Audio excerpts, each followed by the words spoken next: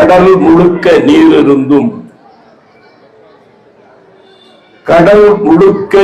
இருந்தும் மீனவனின் கால் வயிற்றை கழுவுவதற்கும் போதவில்லை. கடல் முழுக்க நீர் இருந்தும் மீனவனின் கால் வயிற்றை கழுவுவதற்கும் போதவில்லை. தமிழே, உன்னில் ஒரு கோடி வார்த்தை இருந்தும் உன்னை புகழ ஒரு வார்த்தை உன்னிடத்தில் இல்லை. உன் திருப்புகழ் பாடி இந்த உயர்ந்த அரங்கிலே என் பணிவான வார்த்தைகளை மிக்க அன்போடு வைக்கிறேன்.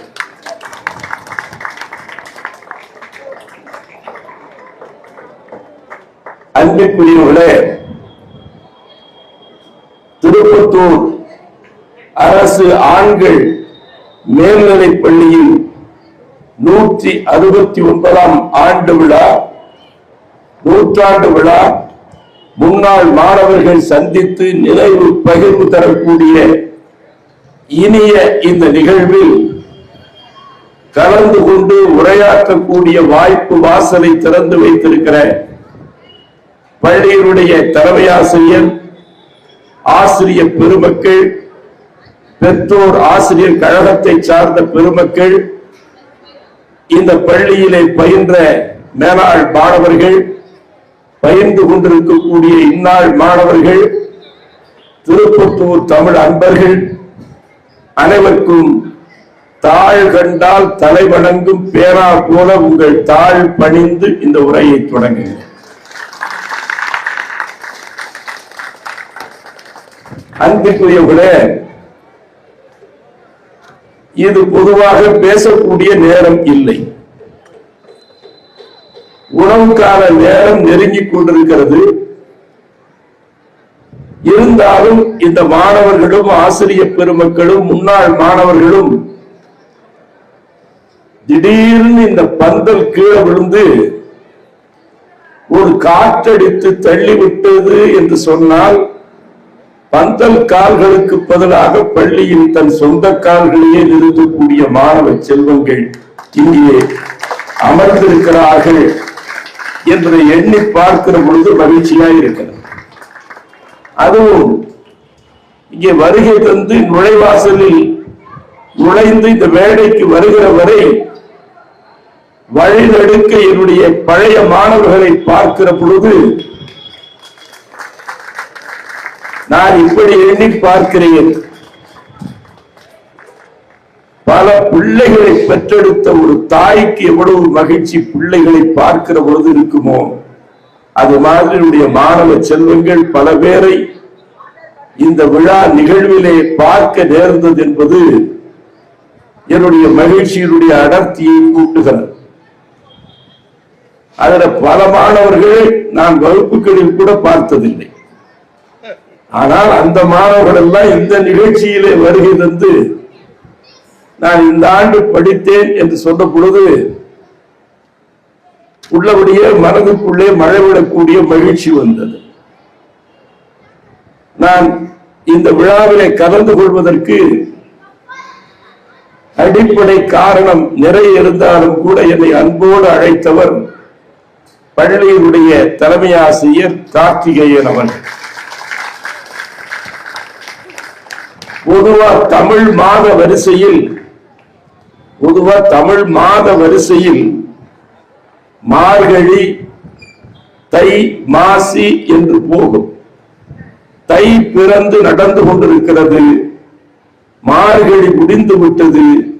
இருந்தாலும் கார்த்திகை இன்னும் நம்மை விட்டு விடைபெற்று செல்லாமல் இந்த வேளையில் ஒரு தலைமையாசிரியர் பொறுப்பிலே அமர்ந்து பார்க்கிற பொழுது ஒரு இனிமையான பாடலையும் அவர் பாடிய பொழுது எனக்கு மகிழ்ச்சி மிக அதிகமானது. அது மட்டும் இல்லை, பொதுவாக கார்த்திகை மாதம் வந்தாலேயே திருவண்ணாமலை தீபம் நமக்கு நினைவுக்கு வரும். மலைமேல் ஏற்றக்கூடிய அந்த அற்புதமான தீபம் நினைவுக்கு வரும். அதை போல கார்த்திகை என்றால் திருவண்ணாமலை தீபம் என்பதை போல கார்த்திகேயன் என்றால் ஒரு கல்வி தீபம் இந்த வளாகத்திலே ஒளி குன்றாது ஏற்றி வைக்கப்பட்டிருக்கிறார். பொதுவாகவே கல்வி என்பதை விளக்கு என்றுதான் சொல்வார்கள். அது பொய்யாத விளக்கு என்று நம்முடைய முப்பாற்றில் திருவள்ளுவர் சொல்கிறார். அணைந்து போகக்கூடிய விளக்குகள் உண்டு, ஆனால் எந்த சூழ்நிலையிலும் புயல்களாலும் கூட அணைக்கப்படாது. புயல்களாலும் மட்டுமில்லை, இந்த கல்வி விளக்கு எந்த பயல்களாலும் அணைக்க முடியாத ஒரு ஒப்பற்ற ஒளிச்ச விளக்கு என்பதிலே மாற்று கருத்தில்லை. நான் இப்படி சொல்வதற்கு என்ன காரணம் சொல்லி சொன்னால், ஒரு பள்ளியின் நிகழ்விலே பங்கெடுக்கிற பொழுது சில அடிப்படையான செய்திகளை சொல்ல வேண்டும் என்று விரும்புகிறேன். இது ஒரு மதிய நேரம், ஆனால் எனக்கு பழகிவிட்டது, என்னுடைய மாணவர்களுக்கு தெரியும். வாணியம்பாடி இஸ்லாமிய கல்லூரியில் தமிழ் வகுப்பு என்பது காலையில் வந்தவுடனே முதல் வகுப்பா இருக்காது. ஒண்ணு இந்த பசி நேரத்தில் எல்லா மாணவர்கள் பசியிலே இருக்கிற பொழுது தமிழ் வகுப்பு இருக்கும். இல்லைன்னா கல்லூரி முடிவடைந்த பொழுது 3 மணி 4 மணி என்று மாணவர்கள் காலையில இருந்து கேட்டு களைத்து சடைத்து இருக்கிற பொழுது தமிழ் வகுப்பு வரும். காரணம், களைத்தாலும் சலித்தாலும் தமிழ் ஒன்றுதான் அவர்களை புத்துயிர் சூட்டி அவர்களை ஆர்வப்படுத்தும் என்பதை ஒருவேளை இந்த பாடத்திட்ட வேலைகளை வகுக்கக்கூடியவர்கள் எண்ணியிருப்பார்களோ என்று எனக்கு தெரியாது. என்கிற காரணத்தினாலே ஒரு பள்ளியின் விழா என்று நாம் பார்க்கிற பொழுது 169 ஆண்டுகள் இங்கே ஒரு கல்வி விளக்கு ஏற்றப்பட்டிருக்கிறது. இந்த கல்வி விளக்கிலே இன்றைக்கு ஒளிகொன்றாமல் பொதுவாக அரசு கல்லூரிகள் அல்லது அரசு பள்ளிகளை பொறுத்தளவில் நாட்டிலே நல்ல கருத்து நிலவுகிறதா என்று சொன்னால் மிக குறைவு. ஒன்றுக்கும் வாய்ப்பில்லாதவர்கள், வறுமை வயப்பட்டவர்கள், வசதி வாய்ப்பற்றவர்கள், இவர்கள் ஒதுங்கி பயிலக்கூடிய இடம். ஆனா சமுதாயத்தில் அடித்தட்டில் இருக்கிறவர்கள் பயிலக்கூடிய இடம் கொஞ்சம் வசதி வாய்ப்பு, செல்வ வசதி வந்தால் அவர்கள் தனியார் பள்ளிகளுக்கு சென்று அங்கே கல்வி பெறக்கூடிய வாய்ப்பு பெருகி இருக்கிறது. ஆனால் இதை நான் ஒரு குறையாக சொல்லவில்லை. ஆனால் ஒன்று மட்டும் நான் உங்களுக்கு சொல்லிக்கொள்ள கடமைப்பட்டிருக்கிறேன். தனியார் பள்ளிகளில் இன்றைக்கு பிள்ளைகளை சேர்க்கிற பொழுது வசதி வாய்ப்புள்ளவர்கள் அந்த பள்ளிகளில் பிள்ளைகளை சேர்க்கிறார்கள் என்று ஒரு பக்கம் பார்த்தாலும், பெரும்பகுதி ஒரு நல்ல குடும்ப சூழ்நிலையில இருந்து படிக்க வாய்ப்புள்ள பிள்ளைகள் பணம் கொடுத்து அங்கே படிக்க வருகிறார். ஆனாலும் கூட நான் மகிழ்வோடு இந்த அரசு ஆண்கள் பள்ளியை பார்க்கிறேன், அரசு பள்ளிகளை பார்க்கிறேன். எப்படி என்று சொன்னால், நீங்கள் ஒரு விளையாட்டு போட்டி அல்லது ஒலிம்பிக் போட்டி போன்ற ஒரு விளையாட்டு போட்டி நடக்கிற பொழுது அங்க ஒரு ஸ்டாண்ட் ஒன்று இருக்கும். அது என்னன்னா, அந்த போட்டியில முதல் இடம், 2ஆம் இடம், 3ஆம் இடம் பெற்றவர்கள் ஸ்போர்ட்ஸ் ஸ்டாண்ட் என்று சொல்வார். அப்ப அந்த பந்தயத்திலே கலந்து கொண்டு முதல் இடம், 2ஆம் இடம், 3ஆம் இடம் பெற்றவர்களுக்கு தான் அந்த ஸ்போர்ட்ஸ் ஸ்டாண்ட்ல இடம் உண்டு. அப்ப தரத்தில் முதல் தரம், 2ஆம் தரம், 3ஆம் தரம் என்று போட்டியில் வென்ற அந்த முதல் 3 இடங்களை பெற்றவர்களுக்கான இடம் மட்டும்தான் ஸ்போர்ட்ஸ் ஸ்டாண்ட் இருக்கும். தனியார் பள்ளிகள்ல அந்த ஸ்போர்ட்ஸ் ஸ்டாண்ட் மாதிரி. ஆனால் அரசு பள்ளிகள் எல்லாம் வரலாற்று புத்தகம் மாதிரி. அங்கு வெற்றி பெற்றவர்களுக்கு மட்டும் இடமில்லை, தோல்வி பெற்றவர்களுக்கும் அங்கே இடம் இருக்க. ஏனென சொன்னால், அரசு பள்ளி என்றாலே தாழ்வாக பார்க்கிற பார்வை இருக்கிறது. அதை முறியடித்து அறிவுக்கு தனியார் துறை சாதனை செய்யுமே, ஆனால் அந்த சாதனைகளையும் வெல்லக்கூடிய ஆற்றல் வாய்ந்த மாணவர்கள் அரசு பள்ளிகளே பயில்கிறார்கள், பயின்று கொண்டிருக்கிறார்கள் என்பதுதான் சிறப்பு. அந்த சாதனையை செய்து கொண்டிருக்கக்கூடிய மாணவர்களுக்கு என்னுடைய மனமார்ந்த பாராட்டுக்களை முதலில் தெரிவித்துக் கொள்கிறேன். இப்ப நான் சொல்லக்கூடிய சில செய்திகளை, என்ன உங்களை போன்ற மாணவர்களை சந்திக்கிற வாய்ப்பு வர வர குறைந்து போய்விட்டது. நான் திருப்பத்தூருக்கு பேசுவதற்கு வருகிறது நிறைய ஆண்டுகள் ஆகிவிட்டன. பக்கத்தில் இருந்தாலும் கூட அதிகம் வரக்கூடிய வாய்ப்புகள் அமையவில்லை என்கிற காரணத்தால் இந்த வாய்ப்பில் நான் சில செய்திகளை உங்களுக்கு சொல்கிறேன். அன்பிற்குரியவர்களே, எந்த நம்ம நாட்டில் எந்த வீட்டில் போயும் ஒரு குழந்தை கையில ஒரு புத்தகத்தை கொடுத்தா, நூலை கொடுத்தால் புத்தகத்தை உடனே அந்த குழந்தை கிழித்து போடும். ஏன்னா குழந்தைகள் புத்தகத்தை கிழிக்கிறது இயல்பாக. எந்த குழந்தையா இருந்தாலும் செத்தான், கொடுக்கப்பட்ட புத்தகம் எந்த புத்தகமா இருந்தாலும் குழந்தையின் கையிலே கொடுத்த உடனே புத்தகத்தை கிழிக்கிறது. நான் யோசிச்சு பார்த்தேன், புத்தகம் அப்படிங்கிறது இந்த குழந்தைக்கு தெரியாது. ஆனால் புத்தகத்தை நாம் தெரிந்து குழந்தையின் கையிலே கொடுத்தாலும் கூட குழந்தை புத்தகத்தை கிழிக்கிறதுனா காரணம், வரலாற்று காலம் தொட்டு, வரலாறு கண்டுபிடிக்காத காலம் தொட்டு தமிழ் சமூகத்தில் எல்லாரும் படிப்பதற்கு அனுமதிக்கப்படாத காலம், கல்வி மறுக்கப்பட்ட சமூகத்தில் இந்த குழந்தை பிறந்து வந்திருக்கிறது என்கிற காரணத்தினாலே கல்வி எங்களுக்கு மறுத்தவர்கள் தானே நீங்கள் என்ற அந்த கோபம் குழந்தையின் வாயிலாக வெளிப்படுகிற காரணத்தால் தான் புத்தகத்தை கொடுத்தவுடனே குழந்தை புத்தகத்தை கிழிக்கிறது. இல்லாட்டா எந்த நோக்கம் இருப்பதற்கு வாய்ப்பில்லை. 1835 வரை இங்கே பார்க்கிறேன் 1858 1857 வரலாற்றிலே தெரிந்தவர்களுக்கு தெரியும். முதல் இந்திய சுதந்திர போர், இந்திய விடுதலை போருடைய முதல் குரல் ஒலிக்கப்பட்ட அடுத்த ஆண்டே இந்த பள்ளி உதயமாகி இருக்கிறது. நான் உங்களுக்கு என்னுடைய மகிழ்ச்சியை சொல்லுகிறேன்.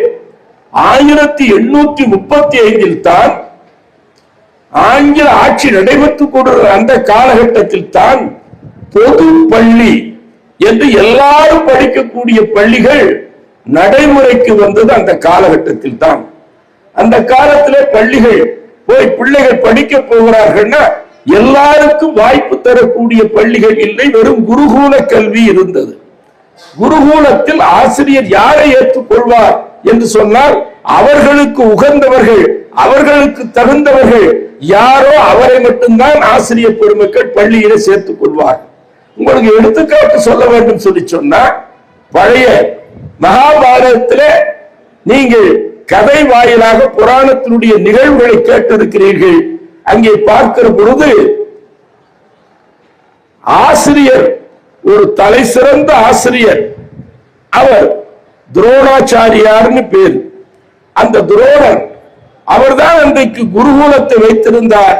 குருகுலத்திலே பயில்வதற்கான வாய்ப்பு அரண்மனையை சார்ந்தவர்கள், சமுதாயத்தின் மேல்தட்டில் இருக்கக்கூடிய துரியோதனர் அவருடைய சகோதரர்கள், தருமர் அவருடைய சகோதரர்கள் என்று அரண்மையிலே பிறந்த, அரண்மனையிலே வாழ்ந்து கொண்டிருக்கக்கூடிய மேல்தட்டு வர்க்கம் மட்டுமே படித்துக் கொண்டிருந்த பொழுது யார் என்று அறியாமல், தகப்பன் யார் என்று தெரியாமல் வளர்ந்த கர்ணன் போய் இடம் கேட்கிற வாய்ப்பு இருக்கிற பொழுது அவருக்கு அந்த இடம் மறுக்கப்பட்டு, பிறகு அவன் ஒரு பிராமணனை போல வேடமிட்டுக் கொண்டு பள்ளியில் வந்து சேர்ந்து படித்தான். பிறகு பிற்பட்ட காலத்திலே இதை தெரிந்த ஆசிரியர் அவருக்கு சாபம் கொடுத்து, நீ படித்த அந்த கல்வி உனக்கு முக்கியமான நேரத்தில் பயன்படாது என்று சாபம் கொடுத்ததாக மகாபாரதத்திலே ஒரு நிகழ்ச்சி பதிவாகி சொல்லப்பட்டு கொண்டு வருகிறது. நாம் இதுல இருந்து நாம் தெரிந்து கொள்ள வேண்டிய அடிப்படையான அம்சம் என்னன்னா, அப்ப ஒரு குறிப்பிட்ட சமூகத்திற்கு படிக்கக்கூடிய வாய்ப்பு, அந்த ஆசிரியர் யாரை விரும்புகிறாரோ அவரை மட்டுமே சேர்த்துக் கொள்ளக்கூடிய வாய்ப்பு என்பதை உடைத்து எல்லாரும் படிக்கலாம் என்று 1835 பொது பள்ளி என்ற திட்டம் இந்த நாட்டிலே அமல்படுத்தப்பட்ட பொழுது அதனுடைய நீட்சியாகத்தான் 169 ஆண்டுகளாக இந்த பள்ளி, இந்த கல்வி பணியை தொடர்ந்து ஆட்சி வருகிறது என்பதை, அப்ப நீங்கள் கொடுத்து வைத்தவர் ஒரு காலத்தில் படிக்க விரும்பினாலும் கூட படிக்க முடியாது, எண்ணி பார்க்க வேண்டும். நிரம்ப பள்ளிக்கூடங்கள் திறக்கப்பட்ட காலம் எந்த காலம் என்பதை அருகூர்ந்து எண்ணி பார்க்க வேண்டும். நான் திருப்பத்தூர்னா எத்தனையோ விழாக்கள், பெருமை வாய்ந்த விழாக்கள் இந்த மண்ணிலே திருப்பத்தூரில் நடைபெற்றாலும் கூட பெருந்தலைவர் காமராஜர் பேராலே தொடர்ந்து விழாக்கள் நடத்தி கொண்டு வருகிறார். அவர் ஆட்சி பொறுப்புடைய முதலமைச்சராக இருந்த பொழுதுதான் கால் வைக்கும் இடமெல்லாம் பள்ளிகள் என்று பிள்ளைகள் படிப்பதற்கு நெடுந்தூரம் அடைவதற்கு பள்ளிக்கூடங்களை தேடி அடைவதற்கு தூர தொலைவில் இருக்கிற பொழுது அவர்கள் படிக்க முடியாது, படிப்பு வாய்ப்பு குறைந்துவிடும் என்பதை கருதி சிற்றூர்கள் முதற்கொண்டு பள்ளிகளை தொடங்கி அறிவுக்கு தொட்டில் கட்டியவர் யாருன்னா பெருந்தலைவர் ஐயா காமராஜர் தான். கல்வி வள்ளலாக இருந்து இல்லையா இந்த பணியை செய்தார். நான் இதை நினைவுபடுத்துவதற்கு என்ன காரணம்னா, காமராஜர் நூற்றாண்டு விழா நடைபெற்ற பொழுது திருப்பத்தூரில் உரையாற்றுகிற பொழுது நான் சொன்னேன், காமராஜர் படிக்கவில்லை, படிப்புக்கான வாய்ப்பு அமையவில்லை, வீட்டிலே வறுமை.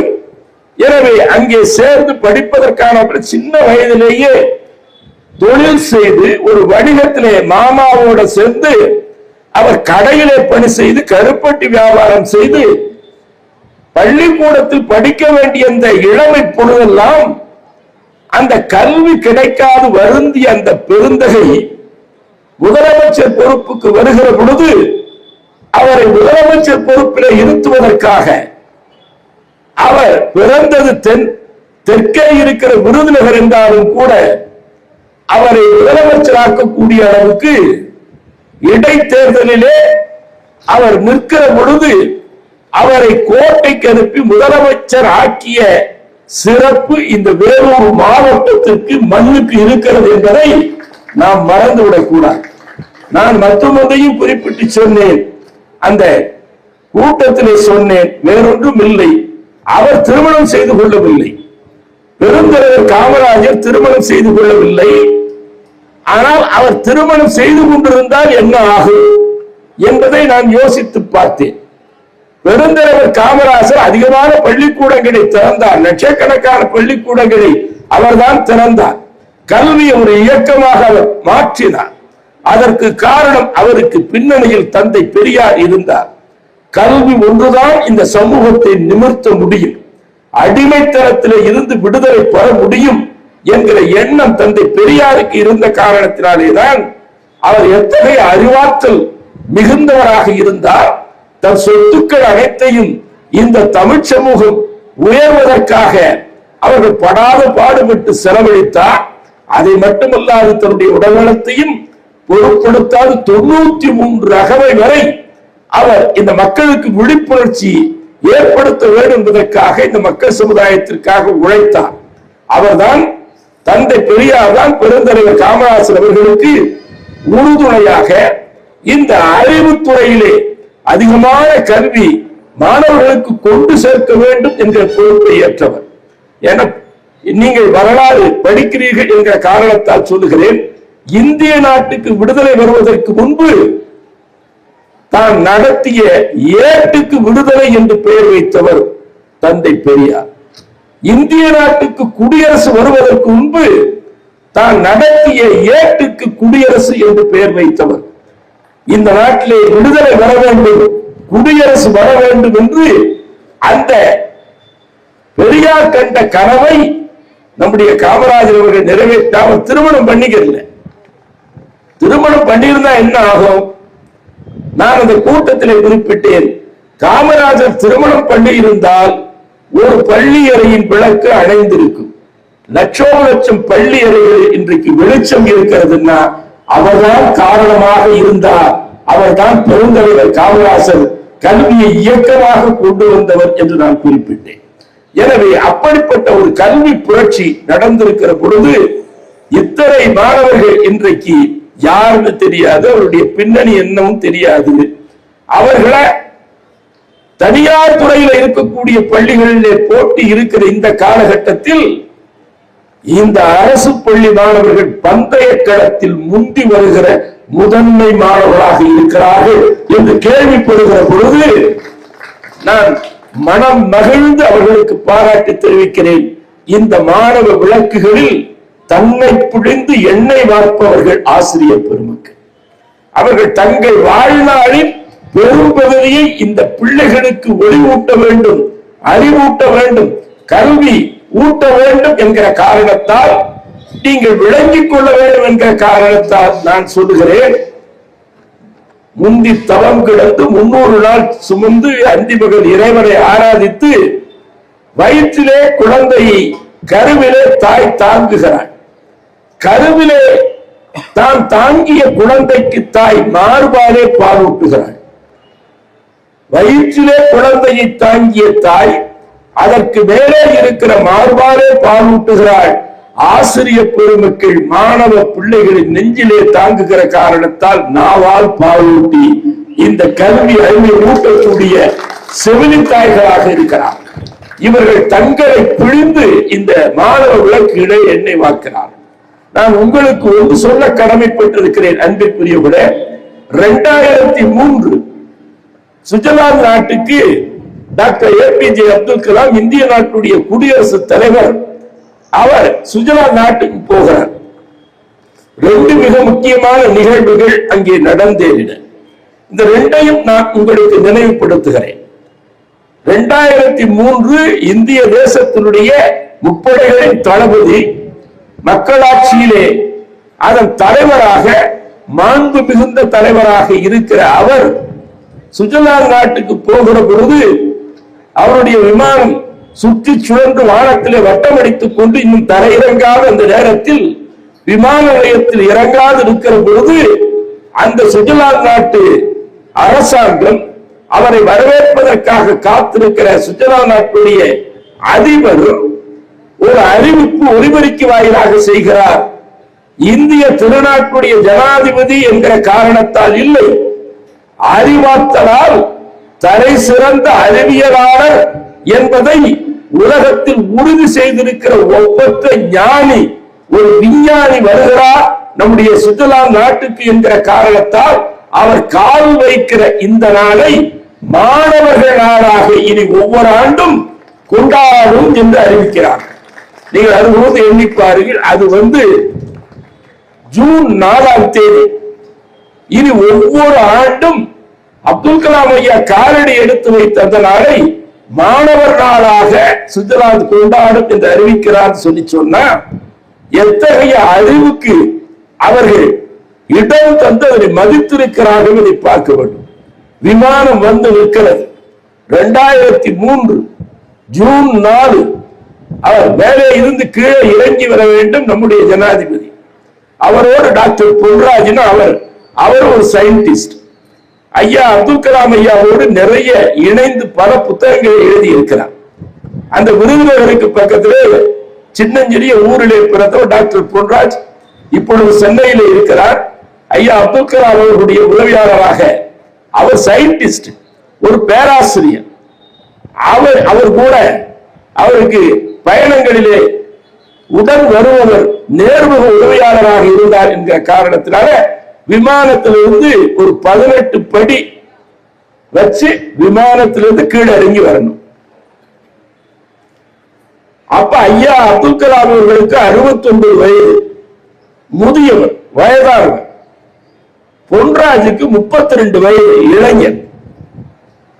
கீழே 18 படி விமானத்துல இருந்து ஒவ்வொரு படியா கீழே இறங்கி வரும் பொழுது பொன்ராஜ் அவர்கள் டாக்டர் APJ அப்துல் கலாம் ஜனாதிபதிக்கு பக்கத்தில் நின்று இந்த முதியவர் படியிலே கால் வைக்கிற பொழுது வயோதிகத்தின் காரணமாக, முதுமையின் காரணமாக தடுமாறி கீழே விழுந்து விடக் கூடாது என்று பக்கத்தில் அவருக்கு நெருக்கமா பக்கத்துல வந்த அவர் காதுகளில் மட்டும் கேட்கிற மாதிரி ஒவ்வொரு படியிலையும் கால் வைக்கிற பொழுது டாக்டர் பொன்ராஜ் சொன்னார், படிங்க ஐயா, படிங்க ஐயா, படிங்க ஐயா, படிங்க ஐயான்னு 18 படி இறக்கி சொல்கிறார்.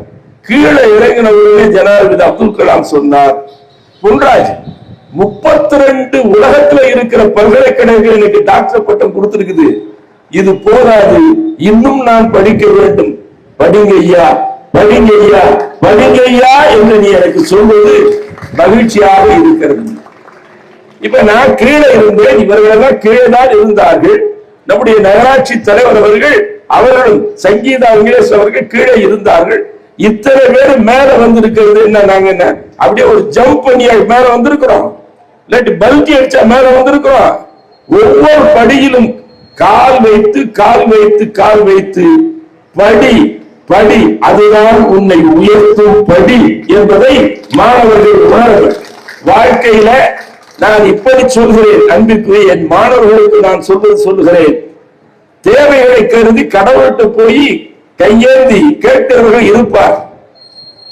ஆனால் நான் மகிழ்ந்து சொல்லுகிறேன், அரசினர் ஆண்கள் மேல்நிலைப் பள்ளி திருப்பத்தூர் மாணவர்கள் இங்கே சரியாக பயின்று வருகிற பொழுது அவர்கள் எந்த தேவை கருதியும் படித்து முடித்துவிட்டு வெளியே செல்கிற பொழுது நம்முடைய இந்த பள்ளி மாணவர்கள் எந்த தேவை கருதியும் கடவுளுக்கு முன்பு கூட கையேந்த வேண்டிய தேவையில்லாத ஒரு வாழ்க்கையை அவர்கள் பெற வேண்டும் என்று நான் மனமாற வாழ்த்துகிறேன்.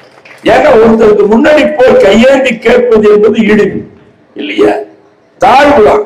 எனக்கு இதை குடுன்னு ஒருத்தர் கையேந்தி கேட்பது இழிவு. நம்முடைய பழைய புறநானூற்று பாடல் சொல்வது, உங்களுடைய தமிழாசிரியர் பெருமக்கள் ஒருவேளை சொல்லி இருக்கிறார் இல்லையா, ரொம்ப அற்புதமான தமிழர்களுடைய அடையாளமான பண்பாட்டு முத்திரையை சொல்லக்கூடிய பாட்டு. என்ன பாட்டு தெரியுமா? இத வாழ்க்கையில என்னைக்குமே மறக்காதீங்க, என்னைக்குமே மறக்காதீங்க. உன் கை யார் கை முன்பும் தாழ்ந்து விடக்கூடாது, உன் கை யார் முன்பும் தாழ்ந்து விடக்கூடாது. ஈ என இரத்தல் இழிந்தன்று, எனக்கு ஒன்றை கொடு என்று கை நீட்டி கேட்பது இழிவானது. நான் சில சமயம் விடைத்தாட்களை திருத்துகிற பொழுது மாணவர்கள் விடை எழுதுவார்கள். சில பேர் விடை எழுதுறது போல அந்த மார்ஜின்ல எழுதணும், விடையேத எழுதுற ஆன்சர்ல எழுதணும். மார்ஜின்ல என்ன எழுதுவாங்கன்னா, ஐயா இது கடைசி அட்டம், தமிழ்ல எழுதுறான், ஐயா இது கடைசி அட்டம், 40 பிச்சையாக போடுங்கள் ஐயா, நீங்கள் 40 பிச்சையாக போடுங்கள். பாரியினுடைய ரத்தம் உங்கள் உடம்பிலே ஓடுவதாக இருந்தால், ஏன்னா அவன் வள்ளல், அவன் ரத்தம் உடம்பிலே ஓடுவதாக இருந்தால் 40 போடுங்கள் ஐயா. நீங்கள் அப்படி 40 மதிப்பெண் போட்டால்தான் என் மாமா பெண் கொடுப்பதாக சொல்லி, இந்த 12ஆவது வகுப்பு தேர்வு அடைகிறதுக்கு அவர் ஒரு கண்டிஷன் போட்டிருக்கிறார் மாமா இல்லையா, பெண் கொடுப்பதாக. அப்படி நீங்கள் 40 மதிப்பெண் போடாவிட்டால் நான் தற்கொலை செய்து கொள்வேன், வேயாய் மாறுவேன், உங்கள் பெண்டாட்டியை பிடித்து ஆட்டுவேன், சாபம் கூட கொடுக்கிறோம். நினைத்து மதிப்பெண்ண போய் யாராவது பிச்சை கேட்பாங்களா ஐயா? மதிப்பெண்ண போய் யாராவது பிச்சை கேட்பாங்களா? பிச்சை கேட்க மாட்டாங்க. நீங்கள் தமிழுக்குள்ள அழகு என்ன தெரியுமா? விடை என்று சொன்னால் காளை என்று பொருள். சிவபெருமானை கூட விடையேறும் ஈசன் என்று சொல்வார். காளை என்று சொல்வது இளைஞர்களுக்கு தமிழர்கள் சொல்லக்கூடிய வார்த்தை காளை இல்லையா? அப்ப நல்ல விடைகள், நீங்கள் நல்ல விடைகள் தந்தால் மதிப்பெண்கள் தானாக தேடி வருவார்கள். ஆமா, நாம பார்க்கிறோம் பல இடங்கள்ல நம்ம 10வது வகுப்பு தேர்வு, 11வது வகுப்பு தேர்வு, 12வது வகுப்பு தேர்வுல பாத்தீங்கன்னா முதல் 5 இடங்களை பெண்கள் தான் வாங்குகிறார். நான் மாணவரை பார்த்து, என்னப்பா நீங்க என்னப்பா ஆனீங்கன்னு கேட்பேன். ஐயா நாங்க தியாகம் பண்ணிட்டோம். ஏன்டா 5வது இடத்துல நீ வந்தன்னா இவன் தியாகம் பண்ணிட்டானா? இன்னும் சில ஆண் மாணவர்கள் சொல்லுகிறார், எங்களுக்கு பின்னாடி போயே பழகி போச்சு, ஏங்க ரொம்ப பின்பற்றி போகக்கூடியவர்கள் போல இருக்கிறது. ஆனால் நான் சொல்லுகிறேன், விடைகள் நல்ல விடைகள் வந்தால் மதிப்பெண்கள் தானாக தேடி வருவார்கள். நாம் ஒருவரை தேடி போகிறோம்னா அவருக்கு மதிப்பு, ஒருவர் நம்மை தேடி வருகிறார்னா நமக்கு மதிப்பு என்பதை நாம் விளங்கிக் கொள்ள வேண்டும். அப்ப யோசித்துக் கொண்டு பார்க்கிற பொழுது நமக்கு என்ன தெரிகிறது அப்படின்னு சொல்லி சொன்னா, நீங்கள் யார் முன்பும் கையேந்தி நிற்க, எந்த காரணத்தை கொண்டும் கையேந்தி நிற்க கூடாது. இப்பொழுது நான் சொல்றது சரியா இருக்குதான் பாருங்க. குழந்தை பிறந்த உடனே நீங்க பார்த்தா கண்ணை மூடிக்கொண்டே குழந்தை பிறக்கிறது. நீங்களும் கண்ணை மூடிட்டு தான் பிறந்தீங்க, நானும் கண்ணை மூடிட்டு தான் பிறந்தேன். ஏன் குழந்தை பிறந்தவுடன் கண்ணை மூடிக்கொண்டே பிறக்கிறது?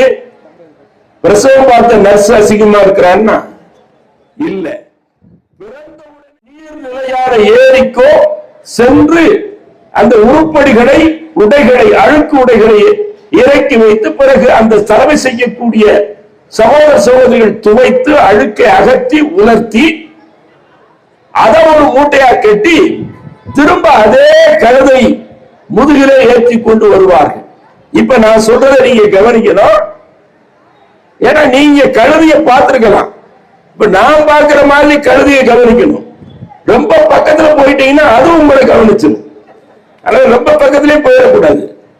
காலையில அழுக்கு உடைகளை ஏற்றி கொண்டு போன கழுதை மாலையில் அழுக்கு உடைகள் நீக்கி அழுக்கை நீக்கி வெளுத்து உலர வைத்த அதே உடைகளை மூட்டையாக கட்டி முதுகிலே சுமந்து கொண்டு வருகிறது.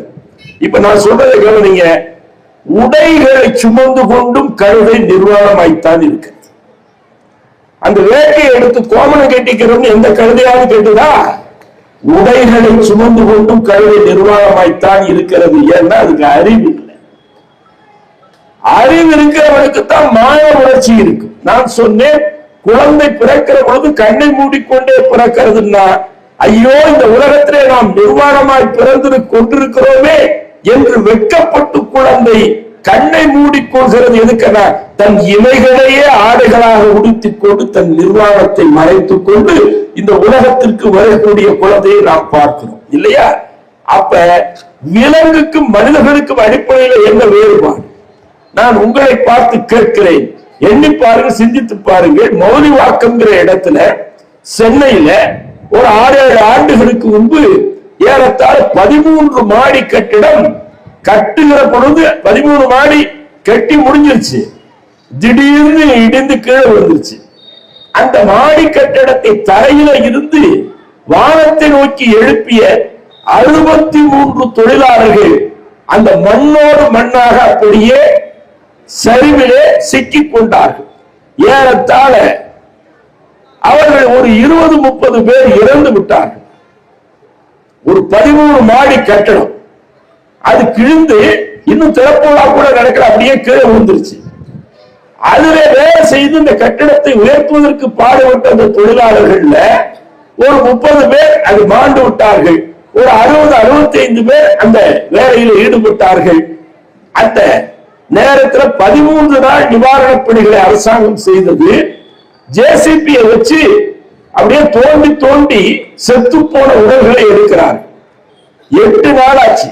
மொத்தம் 13 நாட்கள் நிவாரணம். 8வது நாள் காவல்துறையில பயிற்சி அளிக்கப்பட்ட ஜானிங்கிற ஒரு நாய் வருகிறது. 8 நாள் ஆச்சு. இத்தனை பேர் 66 பேர் உள்ளே புதைந்திருக்கிறார்கள். இந்த ஜானிங்கிற நாய் சுத்தி சுத்தி வந்து 9 இடத்திலே நின்று குறைக்கிறது. அந்த இடத்தை தோண்டி பார்த்தா 8 நாள் முடிவடைந்த பிறகும் உயிர் காத்து கிடைக்காமல் மரணத்தினுடைய தலைவாசலை தட்டி கொண்டு இன்னும் 9 பேர் பிழைத்து மண்ணுக்கு கீழே இருந்தார்கள்.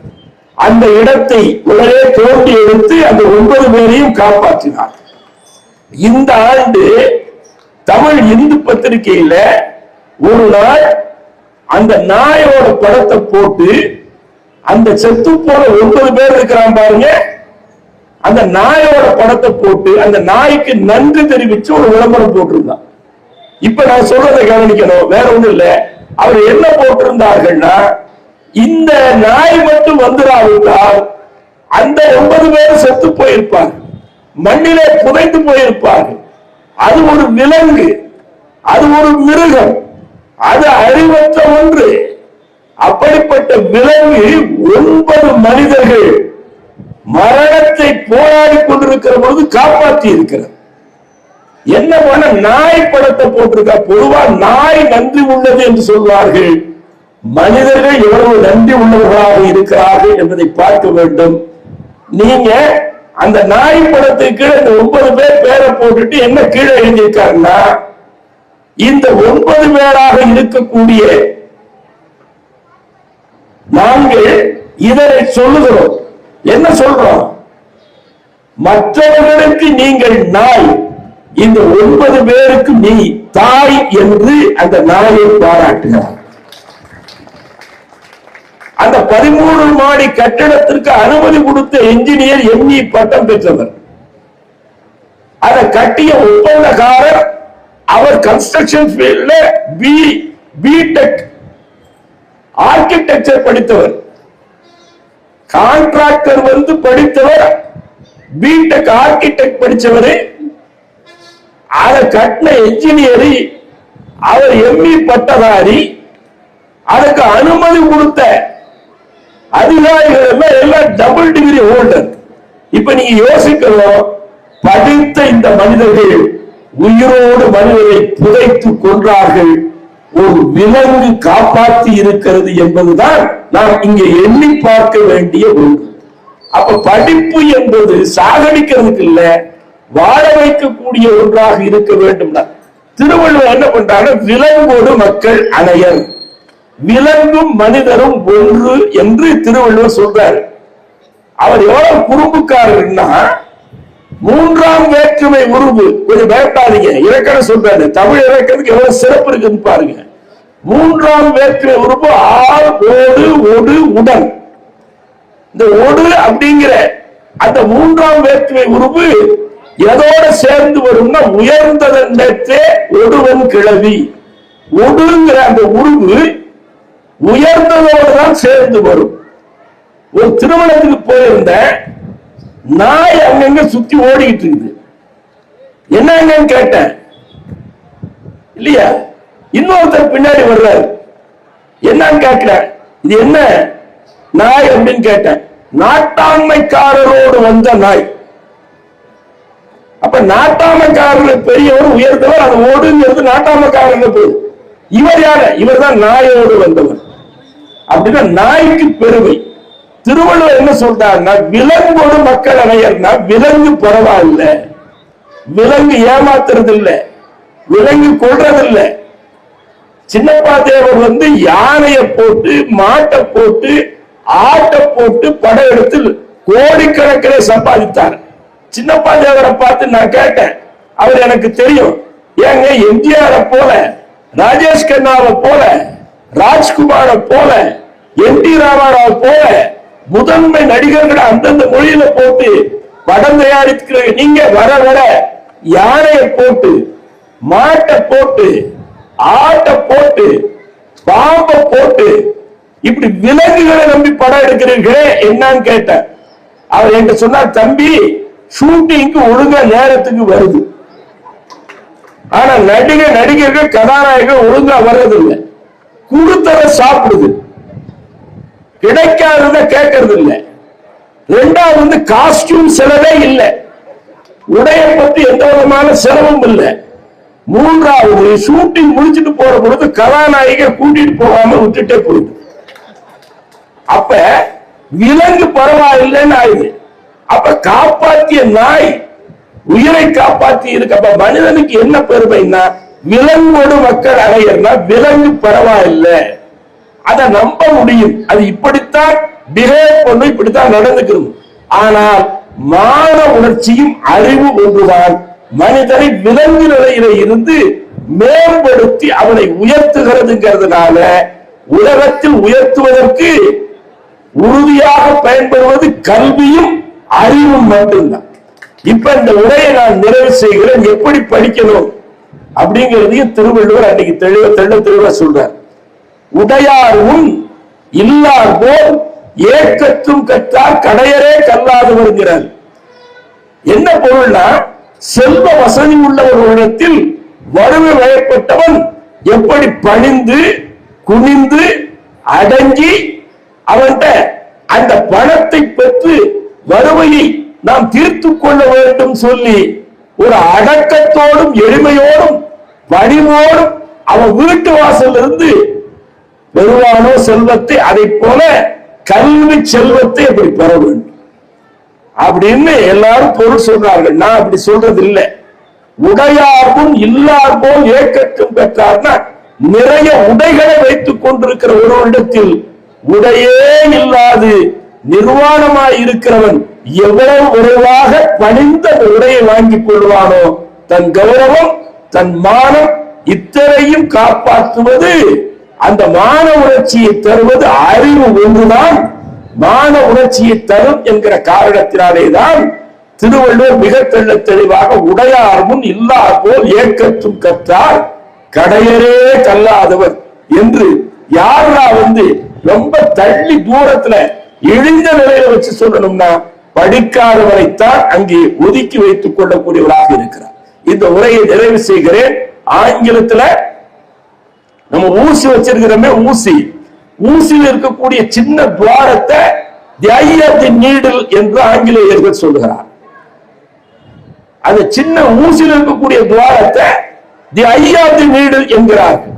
ஆனால் நாம் தமிழர்கள் தமிழ்நாட்டில் அந்த ஊசியில் இருக்கக்கூடிய சின்ன துவாரத்தை ஐன்னு சொல்றதில்ல, கண்ணு சொல்றதில்ல, காது, ஊசியின் காது என்று சொல்வார். காதற்ற ஊசியும் வாராது காணும் கடைவழிக்கே என்பது நம்முடைய பட்டினத்தார் பாடல். காதருந்து போன ஊசி பயன்படாது, அது கூட நீ கடைசியில் அந்த உலகத்தை விட்டு புறப்பட்டு போகிற பொழுது உன் கூட வராது, உனக்கு பயன்படாது என்று சொல்கிறார். இதுல நீங்க கவனிக்க வேண்டியது, கற்பூரத்தை போலத்தான் உடைந்து விடக்கூடிய சாக்பீஸ் துண்டுகளுக்கு மரியாதை படைத்த கோயில். கோயிலிலும் மணி அடிக்கிறது, பள்ளியிலும் மணி அடிக்கிறது, கோயிலிலும் பூசை நடக்கிறது, பள்ளியிலும் ஆசிரியர்கள் பூசை போடுகிறார் இல்லையா? பள்ளித்தலம் அனைத்தும் கோயில் செய்கிறோம் என்று சொன்னான். அன்பிற்குரியவர்களே, கோயிலுக்குள்ள போகிற பொழுது சர்க்கரை பொங்கல், அக்கார அடிசில், வர்க்க அன்னம், வகை வகையாக சாப்பாட கடவுளுக்கு முன்பு வைக்கிறார். ஒரு கடவுளாவது இறங்கி என்னைக்காவது சாப்பிட்டுருக்குதா? இருந்தாலும் கோவிலிலே தெய்வத்திற்கு நாம் படைக்கிறோம். நீங்க கொஞ்சம் யோசிச்சு பாருங்க, எத்தனை வகையான உணவுப் பொருளை தெய்வத்திற்கு நாம் படைக்கிறோம். ஆனால் இந்த உணவுப் பொருள் முழுக்க தெய்வத்தை சென்று அடைகிறதா என்பது கேள்விக்குறி. ஆனால் கோவிலுக்குள்ளே கொடுப்பது வெறும் சாதம் தான். எப்பொழுது பசி உள்ள ஒருவன் தொடுகிற பொழுதுதான் அது பிரசாதமாக மாறுகிறது இல்லையா?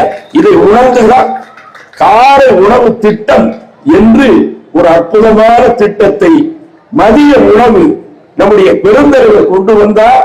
அதை சத்துணவாக புரட்சி தலைவர் அவர்கள் கொண்டு வந்தார். அதனை உள்ளபடியே சத்துணவாக முத்தமிழறிஞர் கலைஞர் கொண்டு வந்தார். ஒருவேளை இருந்த அந்த உணவை இருவேளை ஆக்கி கொண்டிருப்பவர் நம்முடைய முதல்வர். அவருக்கும் நான் வாழ்த்து சொல்லி, இந்த பள்ளிக்கும் வாழ்த்து சொல்லி, இப்பொழுது வாழ்த்த நான் பதிவு செய்கிறேன். 169 ஆண்டுகள் ஆகியிருக்குதுன்னா இந்த பள்ளி வளர்ந்து கொண்டே இருக்க வேண்டும் என்று விரும்புகிறேன். வயதை போல இந்த பள்ளி வளரட்டும். வயது ஒன்றுதான் குறையாது. சென்ற ஆண்டு எனக்கு 75 வயது, இப்பொழுது 76 வயது. வயதை போல இந்த பள்ளி வளரட்டும். இது எவ்வளவு ஆண்டு காலம் இந்த பள்ளி வாழ வேண்டும்னா ஆண்டவன் ஆயுட்காலம் வரை இந்த பள்ளி வாழட்டும், இந்த அறிவுப்பணி நீளட்டும் என சொல்லி நிறைவு செய்கிறேன். நன்றி.